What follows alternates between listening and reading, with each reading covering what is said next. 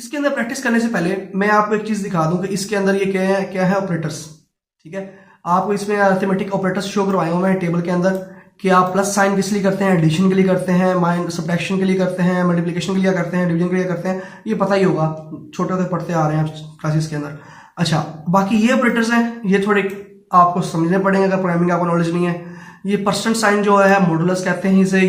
इसमें रिमाइंडर क्या होता है, 5 डिवाइड बाय अगर 2 करते हैं तो हमारे पास रिमाइंडर क्या बचता है एंड पे। आपने डिवीजन पढ़ी होगी छोटे होते, 2 2 4 होता है और इसके ऊपर ये 1 नीचे बच गया। ये आपके पास क्या होता है, मॉडुलस निकला है इसका 1 रिमाइंडर।